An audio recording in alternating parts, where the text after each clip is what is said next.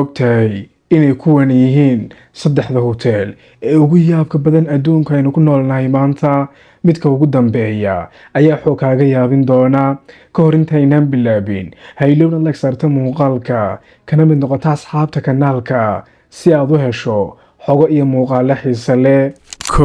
Conard Maldives hotelkan waxa uu ku yaalaa badda hoosteeda gaar ahaan wadanka Maldives.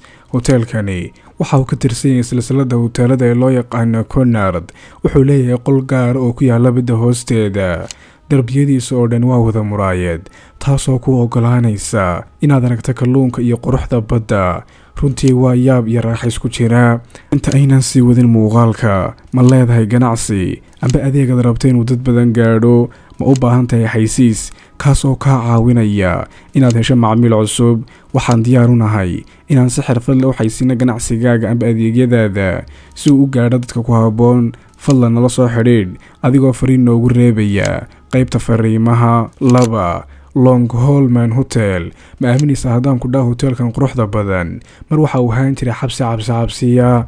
hotelkani waxa uu ahaa xabsi la dhisay sanadii 1874 wuxuuna ku yaalaa dalka Sweden, laakiin maanta wuxuu noqday hotel iyo madxaf raaxo. markaad degto waxaad seexanaysaa qol aad u qurux badan oo markii hore ahaa xabsi, waana waayo aragnimo cusub oo yaab badan.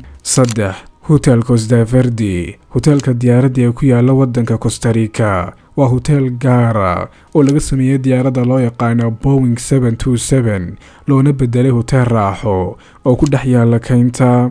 diyaaraddan waxaa la saaray geedaha korkooda qiyaastii meel dhulka u jirta 15 mitir, taasoo ku siinaysa muuqaal dabiici oo aad u qurux badan. gudaha waxay ka kooban tahay qolal hurdo oo casriya, qol fadhi iyo meelo nasasho iyo balakoon aad ka daawan karta kaynta. runtii waa meel isku darsatay raaxo, hal abuur iyo dabeecad. haddaba daawade, adiga su'aal haddii aan ku weydiiyo saddexdaa meeloodan soo sheegay midkii ayaa doorbidi lahayd inaad booqato? qaybta kommentiga ee hoose iigu sheeg. ha iloobin inaad follow noo saarto youtube iyo facebooka profileka saaranna aad subscribe dhahdo.